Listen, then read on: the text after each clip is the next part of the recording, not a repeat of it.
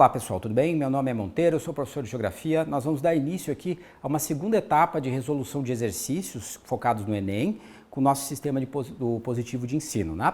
Bom, a gente vai pegar aqui, em cima daquela lista de exercícios que vocês tiveram no simulado e tudo mais, e eu queria trabalhar aqui o exercício de número 63. Bom, esse exercício, conforme eu tinha mencionado, espero que você tenha assistido a outra aula, o Enem ele é muito específico, ele é chatinho até de se fazer, porque o enunciado faz uma diferença tremenda.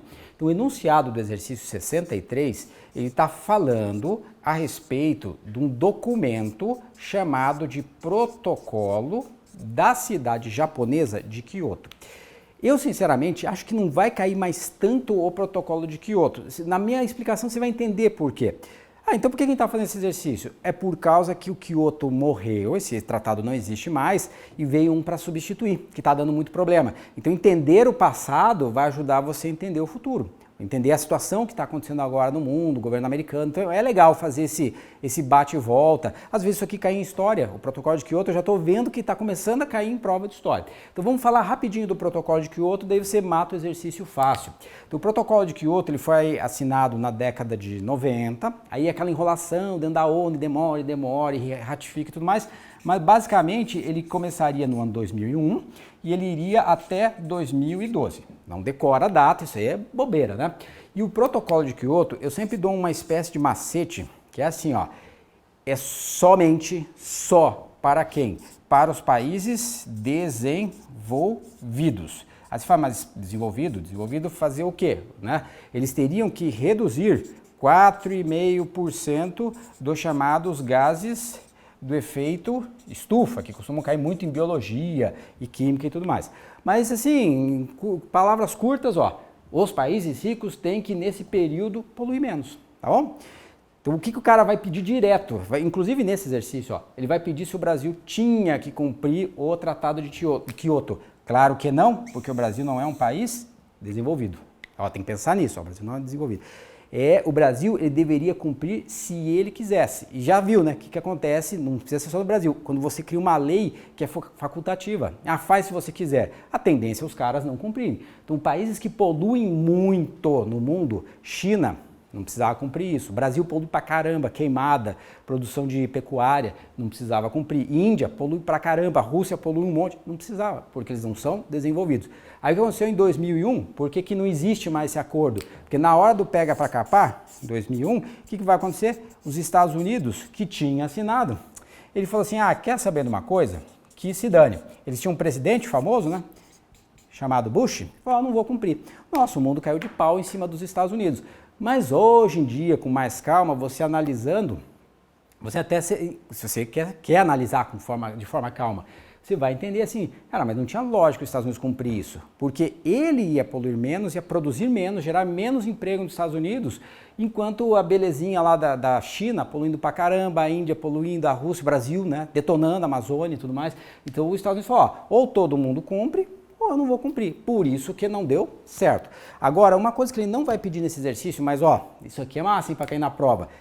As pessoas aprendem com os erros. Aí o que vai acontecer? 2015, né? O presidente dos Estados Unidos já não é o Bush, é óbvio, né? É o tal do presidente Obama, o cara mais coerente, mais pé no chão. Aí ele vai ajudar com um monte de países a fazer um tratado chamado de Paris, né? Por causa da cidade francesa e tudo mais. Tem caído Paris em prova? Pra caramba, muito. E aí essa que é a sacada, ó, entender o que o outro não dar certo e o Paris ser feito para resolver os problemas. E nesse Tratado de Paris aqui, era para todos os países do mundo, todos os países, pode ser pobre, desenvolvido, emergente e assim por diante. E não tinha meta, vou colocar aqui, ó, 100 metas. E é daí que surgiu aquela frase tosca da Dilma lá, que a gente não tem meta, quando atingir a meta a gente tenta dobrar a meta, que ficou uma frase meio bizarra assim, ó. Tá, aí olha só o que acontece. Se o Brasil abaixasse 3%, tá legal, a gente se esforçou. Paraguai, nosso vizinho, baixou 1%, beleza. O que interessa no Paris é cada um dar um esforço coletivo. E a tendência nas provas, ele pergunta, estamos em 2020, Estamos em 2021. O que aconteceu? Estamos diminuindo a poluição? Não, não estamos. Porque quem que vai entrar aqui em 2000 e...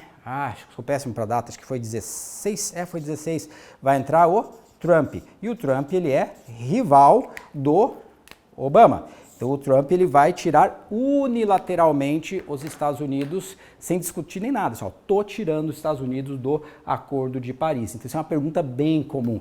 E se os Estados Unidos não entram, os outros países ficam desestimulados. Será que eu vou ou será que eu não vou? Então o Paris é legal, o acordo, mas não está dando certo. E o Kyoto, ele era bonitinho, mas ficou meio ordinário com o passar do tempo. Tá, eu meio que expliquei o enunciado, então a gente deu uma lida no enunciado, não vou ler aqui para não perder tempo, ele vai dar um comando falando assim, comando do Enem, protocolo de Kyoto, qual era o propósito dele, o que ele queria que você entendesse, beleza? Então a letra A é assim, será que o Kyoto, ele está falando daquele dos anos 2000, né, não o agora, né? Será que o Kyoto era por meio de conferências, reuniões entre os países do mundo? Sim, tipo vai ticando ali, né, vai dizendo assim, sim. E a estratégia de compromisso e desenvolvimento sustentável? Sim. Fazer um mundo melhor, ser mais sustentável? Sim. Através de práticas que possam ser medidas, medidas e o quê? Avaliadas? Sim.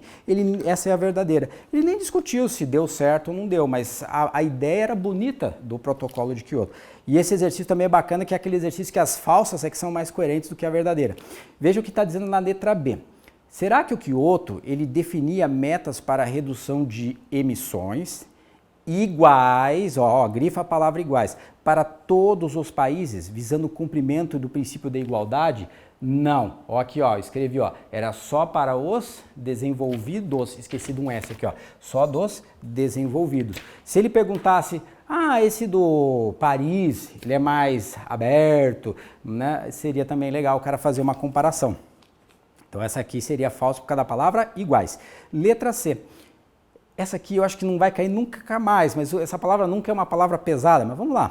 Ele está dizendo assim, quando foi criado o Kyoto, e os Estados Unidos na época, lá não topou, não quis, não sei o quê, eles tentaram desenvolver isso aqui, o MDL. Eu lembro que assim, há uns 10, 15 anos atrás, que eu dou aula há muito tempo, nossa, os caras perguntavam um monte que era MDL, agora virou meio que uma curiosidade. Então, o MDL é o Mecanismo de Desenvolvimento Limpo, com o objetivo de compensação financeira, dinheiro, para a ONU, sobre as emissões dos gases do efeito estufa. Tá errado, mas deixa eu explicar por quê. Vou contar uma historinha para vocês. Praticamente quem inventou essa sigla foi o Brasil. Então o Brasil falou assim, os Estados Unidos não vai cumprir o Kyoto. Então por que ele não faz isso? O país rico, dane-se, deixa poluir. Então faz de conta que eu sou Estados Unidos, estou poluindo. E o Brasil falou, a gente vai tentar preservar a Amazônia. Essa discussão de Amazônia vem desde que eu era criança, desde a década de 70. E aí o Brasil ia tentar preservar a Amazônia e os Estados Unidos poluindo. China poluindo. Aí o que ia acontecer? Eles iam dar dinheiro pra gente. Ou seja, o país rico, o MDL é o quê? O país rico paga para poluir, para o pobre fazer o quê? Preservar o meio ambiente. A ideia é bonita também, é legal, mas nunca deu muito certo, haja vista que o Brasil também detona a Amazônia, infelizmente. Mas eu não entendi o erro da questão. É que assim, a compensação financeira não é para a ONU. Para quem que é a compensação financeira? Para os em desenvolvimento, os subdesenvolvidos, os pobres, o Brasil, o cara que está tentando crescer na economia global. Então tira a palavra ONU, o resto estaria meio que correto. E põe lá países pobres, alguma coisa assim do gênero que você consiga entender depois. Letra D.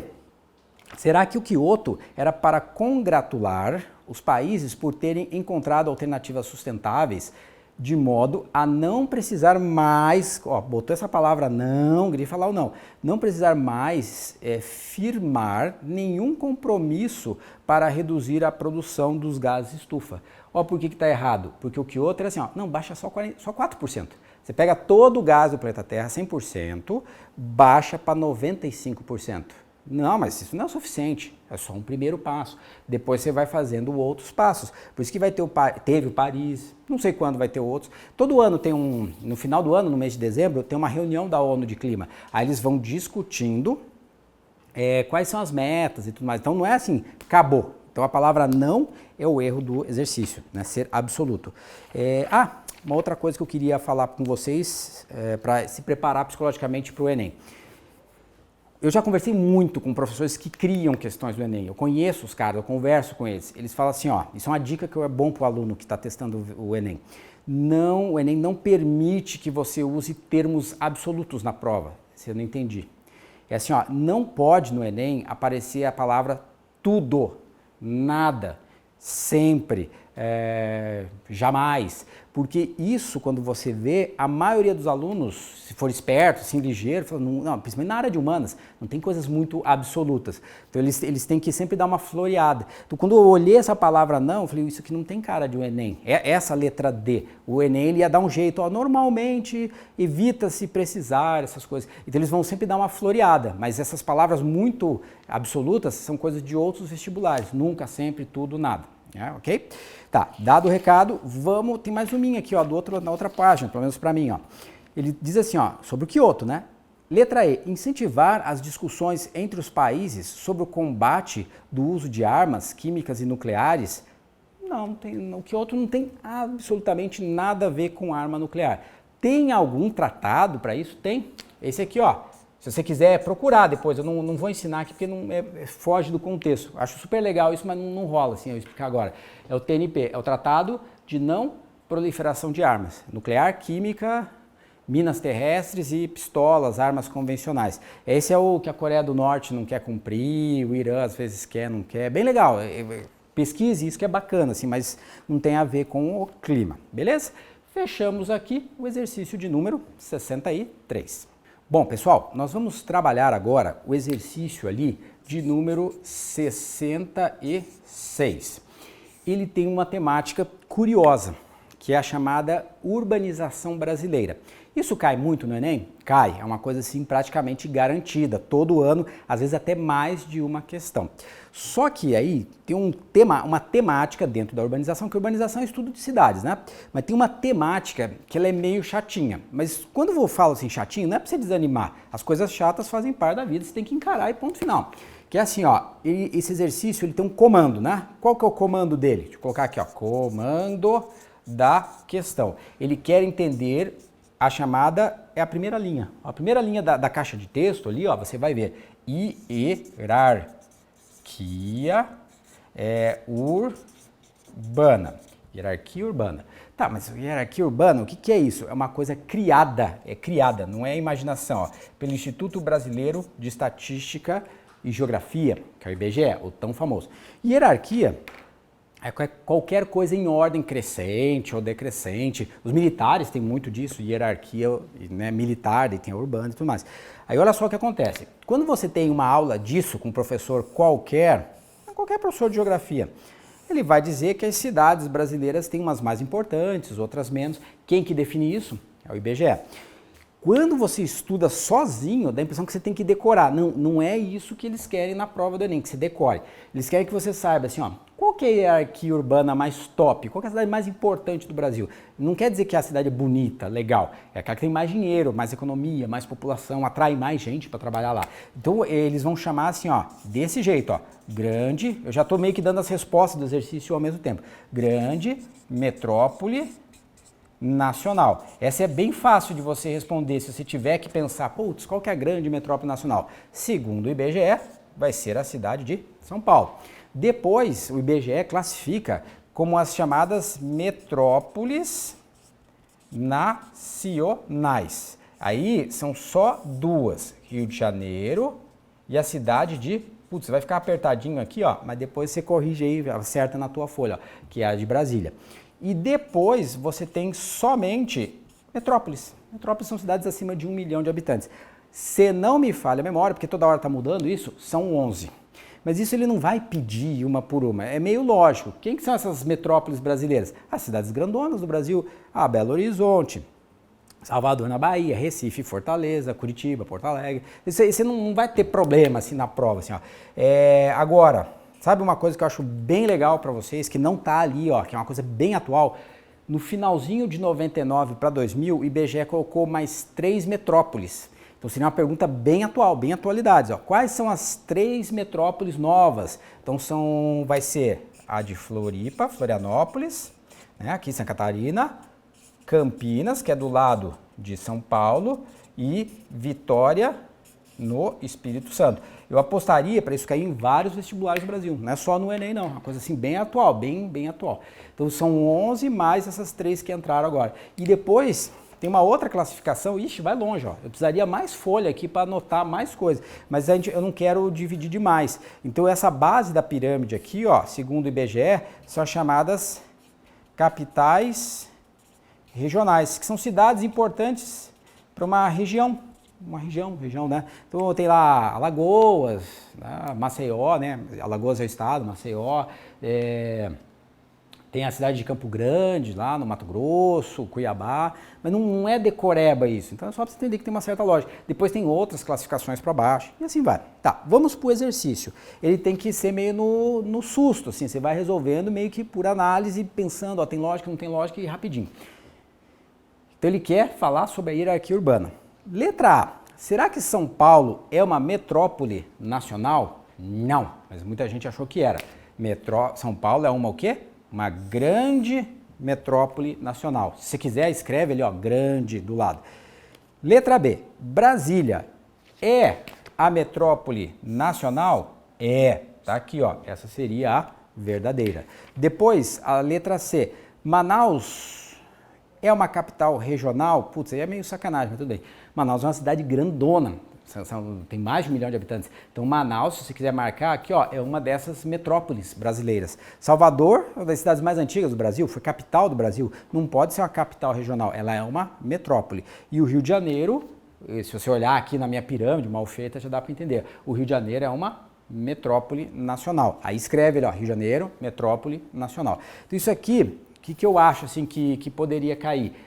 Não é decorar, não vai adiantar você decorar isso, porque são um monte de combinações, um monte de cidades, mas você entender que tem uma lógica do IBGE que vai aumentando conforme a população, a economia, o poder e tudo mais, e vai fazer vários vestibulares do Brasil, aí sim, ó, essa decoreba aqui vai ser importante. Florianópolis, Campinas e Vitória viraram metrópoles, segundo o IBGE, nessa viradinha de ano, 19 para 2020, ok? Exercício rápido, ainda bem, né? A gente já matou esse de número 66 aqui. Bom, pessoal, vamos fazer um exercício que eu acredito que ele é polivalente. Por quê? Porque ele aborda vários temas ao mesmo tempo e é uma temática muito popular que é indústria. A indústria, qualquer vestibular que você for fazer, inclusive o Enem, gosta de perguntar indústria. Indústria no Brasil, indústria no mundo, indústria em país emergente, indústria em país desenvolvido, tem toda uma lógica em cima disso. Qual que é o exercício que eu vou trabalhar aqui? O de número 67. O exercício 67 tem o enunciado, é fundamental, tem que ler ele, mas vamos pensar ele para ganhar tempo aqui, né? O que eu lendo ele eu percebi? É assim, ó, ele diz que a indústria no mundo tem uma espécie de primeira fase. Isso está tudo escrito no enunciado, grifa lá se quiser.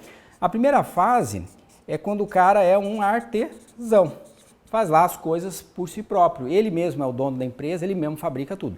Aí ele diz que, segundo a Revolução Industrial, vai para um segundo estágio, que é a quarta linha. Você está lendo ali, ó, quarta linha. O que seria essa segunda fase? É quando um espertalhão, um cara esperto, assim, da região, fala assim, não, eu vou contratar um monte de artesãos e vou botar para ele fazer o artesanato dentro da minha casa. E aí ele começa a fazer o produto à mão. E aí vem do grego, do latim também, né? Manus vem do latim, ó, manufatura. Uma manufatura é um artesanato metido à besta, um artesanato feito dentro de uma fábrica. E um cara meio que mandando e ganhando mais dinheiro e tudo mais. E aí você vai lendo, ele fala da palavra dono, ó, esse cara é o dono. Aí você vai lendo, deixa eu ver que linha que é, 1, 2, 3, 4, 5, 6, 7. Na sétima linha, ele fala assim, ó, tem uma espécie de terceira fase. Quando o cara ganhou tanto dinheiro, o capitalista lá, o burguês, que nem o pessoal fala, ele vai fazer tudo, ou quase tudo, na máquina. Daí vai surgir a maquinofatura. Isso aqui é como você entenderia, basicamente, a primeira Revolução Industrial. Lá na Inglaterra, depois passa para a França, passa para a Alemanha, passa para a Bélgica, foi feito mais ou menos nessa lógica. Então, se não lê esse enunciado, estava lascado. Porque aí ele vai dar um comando ali, dizendo assim, ó, olha, o desenvolvimento do processo produtivo, que o cara faz referência, ó, que ele está falando, então ele está falando do quê? Da primeira Revolução Industrial. Qual alternativa vai ser? Vai ser a letra D de dado. Porque ele fala, ó, isto aqui é a primeira Revolução Industrial, essa historinha que eu contei para vocês. É a primeira Revolução Industrial e ele ainda fala o século certinho, que é o século XVIII, mais ou menos, na metade, né, do século XVIII, que é 1750, eles começam a organizar as coisas na Inglaterra. Claro, para não parecer que eu estou fazendo muito mal feito o exercício, pô, mas por que não é a A? Vai que você tentou fazer isso, mas por que não era A? O sistema chamado de toyotismo, que é uma das coisas que mais cai de indústria, se eu fosse escolher assim, ó, escolha um assunto para você fazer uma questão para pedir numa prova. Ah, ia perguntar frouxo o toyotismo, porque o toyotismo é um dos principais sistemas de produção industrial do mundo hoje, né? Ou seja, não é em 1750. Então, o toyotismo, de qual a revolução industrial que ele é? Que ele pega no tranco, como a gente está acostumado a dar aula com giz, eu passei a mão aqui para ver se apagava e não. Então, assim, ó, é a terceira revolução industrial. Aí você fala, ah, mas eu tenho um professor meu que falou que a gente já está na quarta revolução. Sim, também, né? É que a quarta revolução é um termo meio marqueteiro, assim, né? Que foi um alemão que inventou esses tempos atrás, nós estamos na quarta revolução.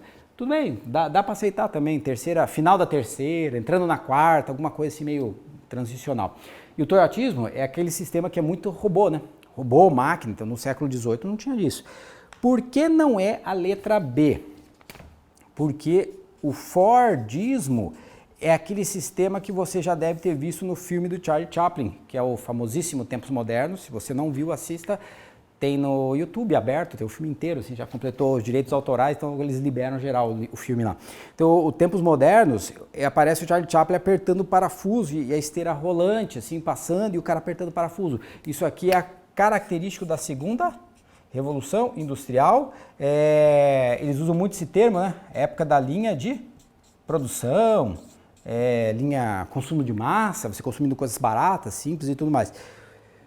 Tem Fordismo no mundo hoje? Tem. Você vai na China, ainda tem gente lá na China apertando parafuso, no Brasil também tem. Só que a tendência, qual que é mais forte, mais predominante, é o toyotismo. Não tem a ver com 1800.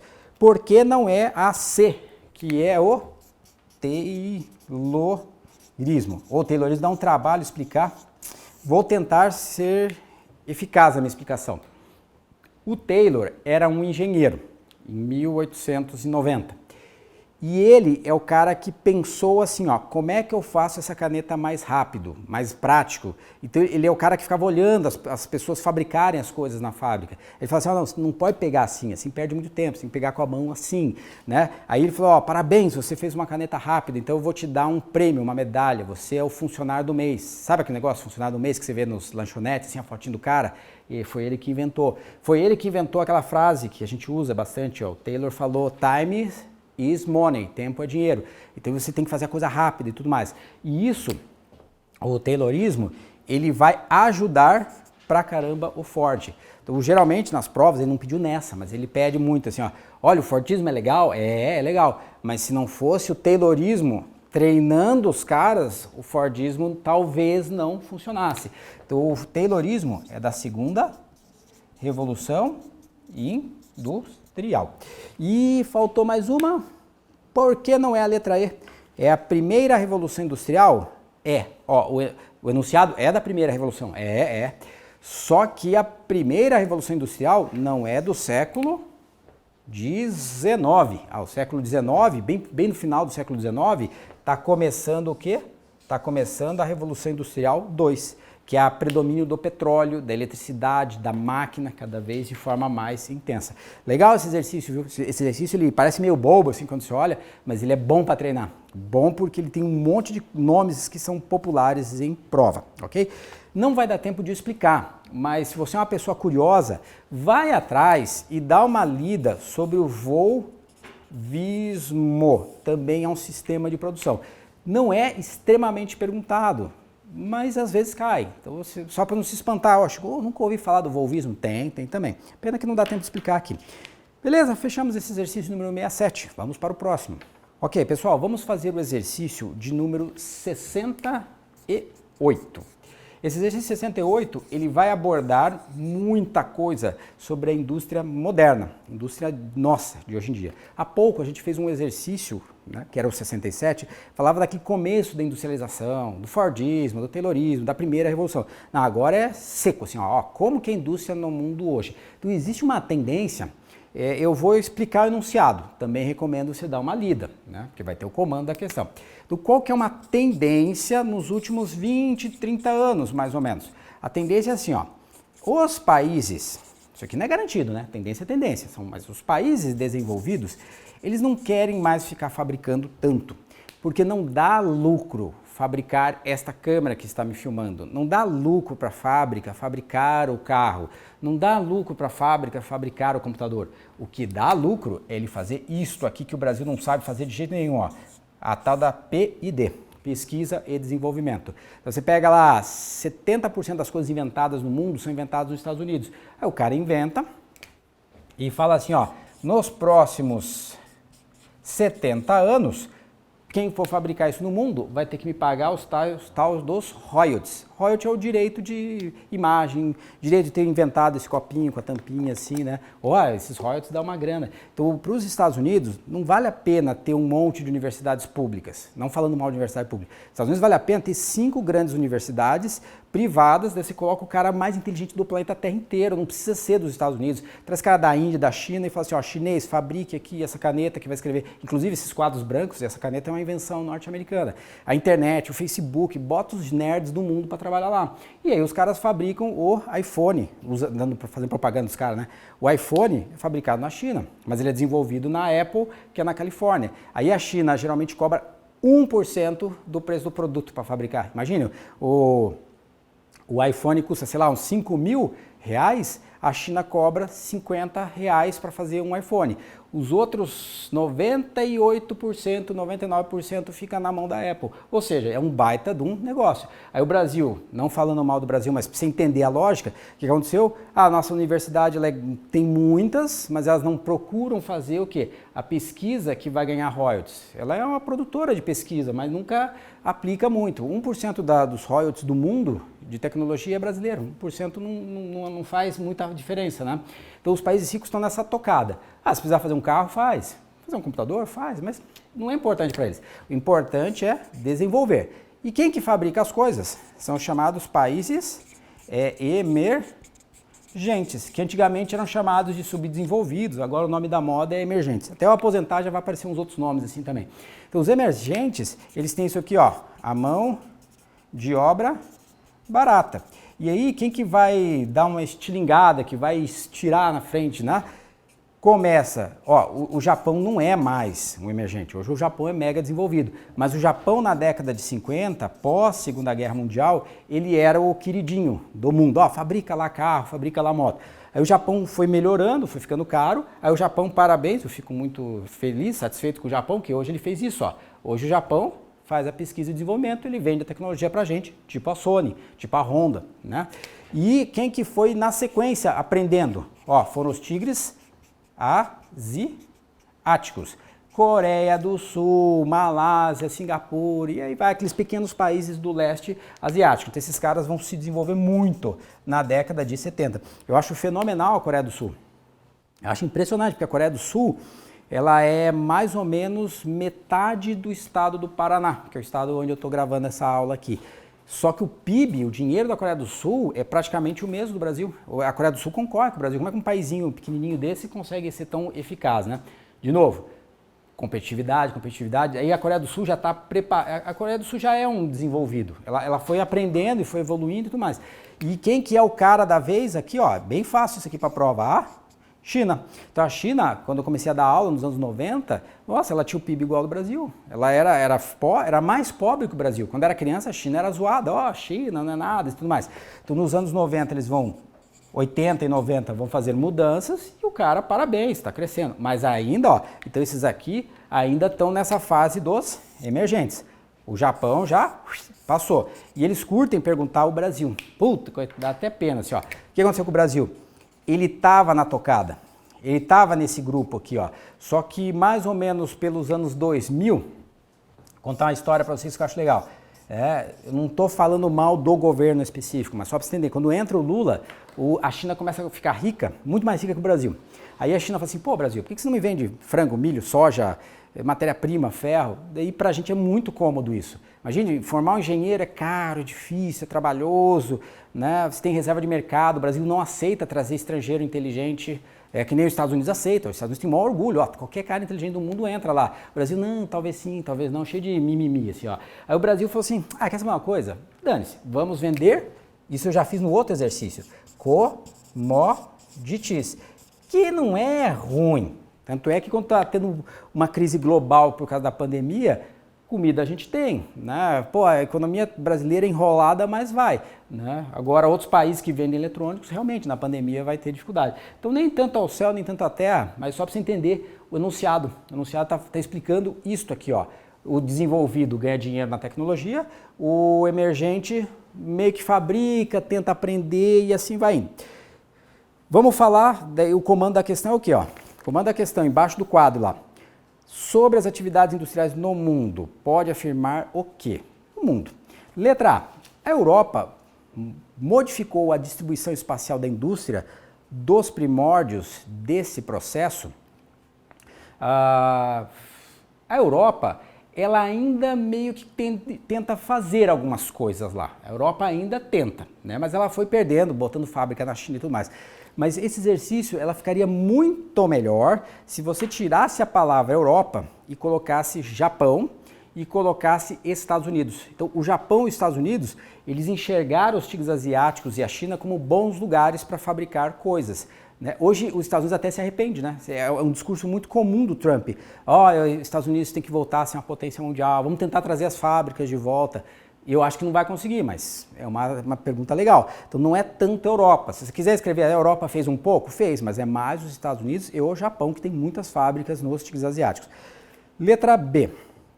A indústria japonesa permaneceu concentrada no entorno da megalópole que fica no litoral do Oceano Pacífico, lá que chama Tóquio, Osaka. Não, e eu acabei de explicar por quê, né? O Japão, ele foi colocando suas fábricas nos tigres asiáticos, ele não concentrou, ele espalhou. Inclusive no Brasil, né? Tem muita fábrica japonesa no Brasil. A gente é um baita amigo, assim, economicamente do Japão, porque quando eles tiveram uma explosão demográfica no Japão, lá em 1890, o Brasil foi o único país do mundo assim, não, pode mandar a japonesada para cá que a gente aceita. Por isso que o Brasil é o país do mundo que tem mais japoneses sem ser o Japão. Aí eles sempre colocaram as fábricas aqui porque tem uma didática boa entre o Brasil e o Japão. Então não concentrou, esse é o erro do exercício. Essa letra C é uma baita de uma pegadinha, vira e mexe eu vejo nas provas, qualquer prova que você for fazer aí, ó. Tem um tipo de indústria chamada de maquiladora, é o nome, tá certo? Assim, é maquiladora mesmo? É. E ele fala assim, ó, são grandes corporações da área de cosméticos? Não. Oh, mas eu achei que era verdade. É, parece, mas não é. Então a indústria chamada de maquiladora é diferente de indústria maquiadora. Existe indústria maquiadora? Sim. A esmalte, pó compacto, tintura para cabelo, que eu não tenho nem sei o que é isso. Mas a maquiladora, ele pergunta na prova, é o quê? Maquiladora é isso aqui, ó. Então, esse celular, ele foi desenvolvido nos Estados Unidos. Aí as peças, os componentes internos são feitos em Taiwan, geralmente. Taiwan é o grande fabricante de microchips de celular. Aonde que é montado o celular? Na China. Só que se o produto vier da China direto para os Estados Unidos vai cobrar um monte de imposto. Então, o que é a indústria maquiladora? O celular vem 99% pronto. Aí ele entra no México, aí o México, eu estou zoando, mas não estou zoando muito. O México faz esta capinha aqui e coloca no celular. Aí do México para os Estados Unidos não tem imposto, né? Isso que é a indústria maquiladora, ela está dando tipo uma maquiada no produto só para você acertar o quê? As taxas de importação. Tem algum exemplo no Brasil que, ó, encaixa perfeito? É Manaus. Ó, Manaus é isso aqui, ó. Não falando mal da marca, nem bem, ó. Esse celular, estou fazendo propaganda direto aqui, ó. É do grupo Positivo. Tem o celular do Positivo, patrocinava o Corinthians antes, né? Então, o celular, ele foi todo desenvolvido na Ásia, na China e tudo mais. Só que ele é montado na fábrica da Positivo que fica em Manaus. Tem uma fábrica lá. O cara vai só botar telinha, colar aqui, caixinha, faz aquele carregadorzinho e pronto. Então, Manaus é o nosso polo maquilador do Brasil. Se ele pedir na prova se o Paraguai, vizinho do Brasil, agora está indo para essa linha também, sim, escrevi tudo errado aqui. Uruguai também. Então, vários países do mundo que tem mão de obra barata, pouco imposto, Manaus tem pouco imposto. Aproveita aquela mão de obra e dá a última montada, motos, né? O Brasil é um dos maiores fabricantes de moto do mundo, mas muitas peças vêm de fora. Ele não está pedindo isso no exercício, mas vamos lá. Indústria maquiladora é boa para o país? Não muito. Né? A indústria maquiladora vicia o país a ficar só montando e não desenvolver. Mas isso ele não entra no mérito nesse exercício aqui, ó. Fechou? Letra C está incorreta porque maquiladora não é cosmético. Maquiladora é aquela término, né? O final, o último passo do produto, ok? Fechou a letra C. Letra D, que é a verdadeira, totalmente popular essa questão. O que ele está falando aqui, ó? Comparando China com Japão. Ele fala assim, ó, a economia da China, com produção de tecnologia de ponta e pesquisa científica, superou a do Japão. Olha, esse exercício dava para entrar com um recursinho, né? Brigar, se fosse eu, assim, fazendo um vestibular, eu ia falar, não é bem assim, mas tudo bem, dá para dar uma relevada. É assim, ó, muitas coisas a China se inspira no Japão e já está acompanhando, já está indo na tocada. Né? Eu acho que se a coisa continuar nessa tocada, a China vai ser mais forte que o Japão tecnologicamente daqui a uns 10 anos. Então ela está no caminho dessa alternativa letra D de dado. E uma coisa, acho que o cara que criou a questão, ele deve ter pensado nisso. Quem é mais rico hoje? Se você quiser anotar, quem é mais rico? É o Japão ou a China? Nesse ano de 2020, quem tem um PIB maior vai ser a China. Só que a China ela tem uma coisa, faz coisa vagabunda ainda, né? Plastiquinho, canetinha com pompom em cima, estojo para você botar lápis dentro, né? E o Japão já está anos-luz na frente. Mas, de novo, quem é mais rico hoje é a China.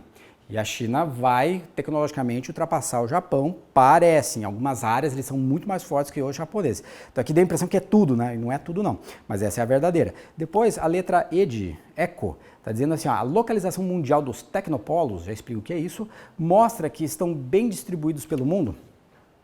O que são os tecnopolos do mundo? Tecnopolos são regiões onde você tem as melhores universidades de um país, geralmente poucos impostos, vantagens para você colocar a tua fábrica, mas a área pensante da fábrica. Se eu fosse dizer assim, ó, dá um nome de um tecnopolo, o mais famoso do planeta Terra é aquele da Califórnia, o Vale do Silício. Né? Mas tem outros tecnopolos, tem na França, tem na Alemanha, na China tem, no Japão tem. Mas o que ele quis dizer? Não, qualquer lugar que você for, numa esquina dessas, você vai achar um Vale do Silício. Não é assim não. É muito focado nos países desenvolvidos. Tem no Brasil tecnopolos? Tem, mas lá Brasil, né? Aquela coisa meio gambiarrona, assim, ó. Então, entre São Paulo e Rio de Janeiro, tem o Vale do Rio Paraíba, Paraíba do Sul, que é o nome do rio ali. Então, ali tem um tecnopolo militar, que é o INPE, né? Tem o ITA. O INPE é como se fosse a nossa NASA, né? Que deu a briga lá do governo brasileiro com a questão da Amazônia e tudo mais. Então, ali é um tecnopolo nosso e a região entre Campinas e São Paulo também. Tem grandes universidades, grandes escritórios, mas infelizmente não chega aos pés do sistema nipo-americano europeu de tecnopolos, ok? Até fico triste, eu queria que falasse, não, o Brasil tem um top, não tem não. Então a letra E, está errada por causa da palavra bem distribuídos, ok? Fechado esse exercício, vamos para o próximo. Vamos fazer aqui, ó, o último exercício da minha bateria aqui, ó, que é o exercício de número 72. Para falar um pouco de economia, também é uma outra temática muito popular na prova do Enem. Eles gostam de bastante blocos econômicos, estude bastante sobre a União Europeia, o nosso bloco, que é o Mercosul e tudo mais. Então, aqui ele vai ter um enunciado que a gente tem que dar uma lidinha de leve, assim, pelo meu tempo, assim, né? Ele fala, vamos dizer assim, o comando, né? O comando da alternativa é bem no começo ali, ó. Fala assim, ó, após a abertura comercial da década de 90. Então é um exercício que ele está falando sobre o quê? O que quer dizer esse 90? Tem alguma lógica? Tem, porque aqui, ó, coisas meio batidas para vocês, ó. É o fim da Guerra Fria. Aqui é o fim da União Soviética. O socialismo no mundo praticamente acaba, né? Vai ficar lá em meia dúzia de países, num processo meio transitório. Os partidos de esquerda no mundo eles vão ficar extremamente fracos. Só na América Latina assim que ainda vai ter alguma coisinha. Os partidos de esquerda vão fugir no bom sentido, não é fugir de medrosa, assim, ó, mas eles vão fugir para os partidos verdes. Então você vai ver o crescimento de questões ecológicas, porque ecologia geralmente ela é bem vista com os olhos. E a esquerda, o socialismo, aí metade gosta, metade não gosta, então foi bem comum essa migração nos anos 90. E tem nome esse fenômeno, a transição ali dos anos 90, tem a mega famosa, toda hora você escuta isso, ó, é o processo de globalização, né? Ou globalização é um termo norte-americano, né? Muitas vezes você pega um professor que cria a questão que não gosta dos Estados Unidos. Isso é muito comum na área de humanas, né? Aí eles usam o termo que os franceses criaram, que é a mundialização. Isso aí é farinha do mesmo saco, é a mesma coisa. Só que globalização é mais comum. Quer ver um outro nome que é bem tradicional, assim, que os caras meio que mencionam? É a chamada Nova Ordem. Ó, você está na Nova Ordem Mundial. Mas é tudo a mesma coisa. Mas por que chama de Nova Ordem? Ah, porque acabou a velha, né? Acabou a velha do socialismo, da Guerra Fria, da bipolarização nos anos 90. É um exercício bacana esse aqui, porque ele fala de tudo um pouquinho, né? Aí ele vai dizer que, tipo o comando da questão, depois do quadrado aqui, né? Na primeira linha ali, logo abaixo, está dizendo, ó, com o texto, ele indica que o Brasil ainda tem uma participação tímida, se quiser grifar o tímida, é o comando da questão, no comércio internacional. Sim, é uma pena. Junta esse exercício com o anterior que eu fiz, né, que eu falei da pesquisa e desenvolvimento do Brasil, que ela é incipiente, meio fraquinha, né? Isso também ajuda a se entender que nesse pulo aqui, ó, dos anos 90, a China foi para frente, né? E o Brasil, não, acho que é soja, é milho, né? E aí vai tocando a nossa vida, nem tão ruim, nem tão bom. Letra A. O que ele está falando ali? Ó? A pauta de importações que o Brasil faz é muito limitada, restringindo-se o quê? A produtos como frutas. Porra, moleza, né? O Brasil, ele vai importar frutas? Não, o Brasil é o grande exportador mundial de alimentos. Esses dias eu estava lendo, achei super coerente isso, que o planeta Terra tem 7 bilhões de habitantes. 1 bilhão de habitantes na Terra são alimentados pelo Brasil. Então, se o Brasil falir, cair um asteroide aqui, a fome que já ela vai aumentar muito no planeta Terra. A gente não é um importador de frutas, a gente é um exportador e de outras coisas também, né? Não só isso, né? Não é limitado também, a palavra limitado ali é esquisitona. Letra B de bola aqui, ó, de Brasil, ó. A pauta de exportação, ó, o Brasil está mandando para fora, do Brasil se concentra em bens industrializados vendidos para o Mercosul. Mais ou menos, mas então tá errado. Isso, tá errado. Então, o Brasil, ele exporta produtos industrializados para o Mercosul? Sim, sim. A gente exporta para a Argentina, para o Paraguai, para o Uruguai. A Venezuela está suspensa do Mercosul, mas ela ainda é do Mercosul. A Bolívia está entrando no Mercosul. Vai lendo isso, são coisas bem atuais e legais para a prova. Então a gente produz indústria para eles. Mas não é assim, vamos dizer assim, ó. Dá a impressão que o Brasil só vende para o Mercosul produto industrializado. Não, a gente produz alimentos industrializados e exporta para o mundo inteiro, né? A gente tem as maiores empresas do mundo de carne processada, não quero fazer propaganda aqui da marca, mas então carne bovina, a maior empresa do mundo que processa, embala, assim, ó, isso é um produto industrializado, é brasileira. A maior empresa de aves e suínos é brasileira. As grandes produtoras de soja, eles exportam óleo de soja, o Brasil exporta álcool, é um produto que é semi-industrializado, né? Então não é só isso, dá a impressão que o exercício está limitando ao Mercosul. Letra C. O Brasil tem praticamente um mercado principal de importação e exportação, e esse país é a Argentina? Não, ainda bem, senão a gente estava ferrado, a Argentina está quebrada. É assim, ó, como é que é o esquema do Brasil? Se é para decorar alguma coisa, vai que você, não, eu quero decorar, eu gosto de decorar coisa. O nosso cliente hoje, top, é a China. Não tem jeito. E a maioria dos países do mundo, o seu principal cliente vai ser a China. Mas, historicamente, o Brasil sempre foi os Estados Unidos nosso maior cliente, mas ele ainda é importante. É pau a pau. A gente exporta mais para a China, mas não dá para xingar muito o Trump, senão ele fica nervoso. E a Argentina, graças ao Mercosul, ele ainda é o terceiro maior cliente do Brasil.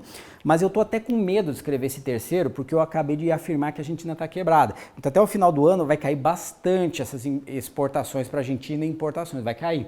Mas saiba que a Argentina é importante. Ah, mas você fala assim, quem seria então para entrar aqui? Ó, geralmente eles vão fazer isso aqui, ó.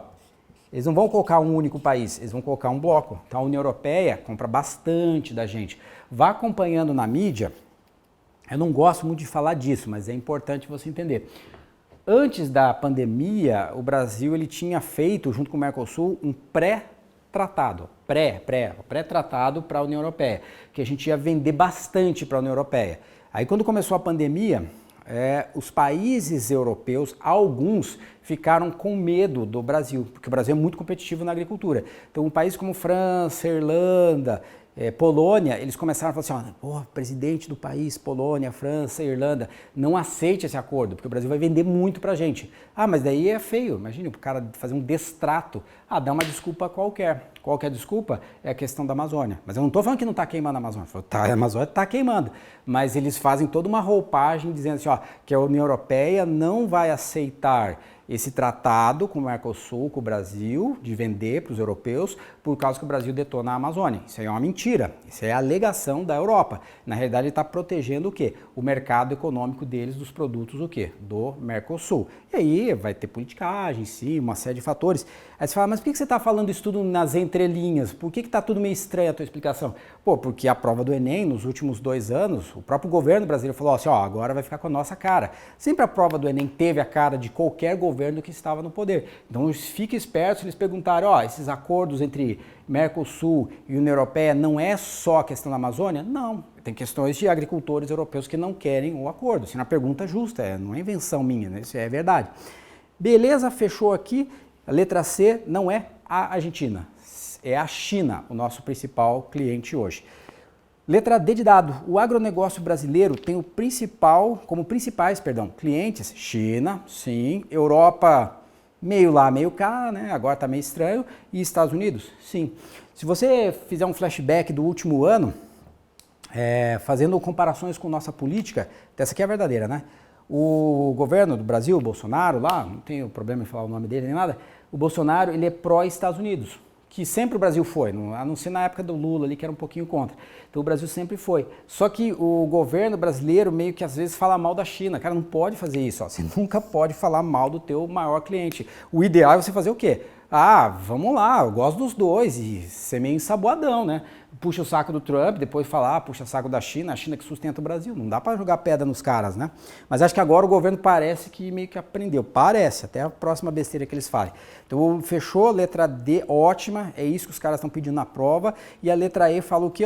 O Brasil transformou sua pauta de exportações para que ela seja de produtos de alto valor agregado. Que pena que não. Eu gostaria de falar assim, nossa galera, estamos vendendo produtos de alto valor agregado. O que é alto valor agregado? Esse aparelho aqui, né? Ele é caro, porque tem nerds que pensaram nisso, tem um microfilamento de ouro aqui dentro, tem prata, tem fibra de carbono, tem vários componentes com valor agregado. E isso não é o que o Brasil faz. O Brasil tem baixo valor agregado. É soja, é milho, é frango, né? Sucrilhos, álcool, essas coisas todas. Beleza, pessoal, vou me despedindo aqui. Muito obrigado pela atenção de vocês. Né? Espero que essa aula sirva para vocês para vários temas aí, em várias provas, inclusive a do Enem. Tchau, tchau, até mais. Obrigado.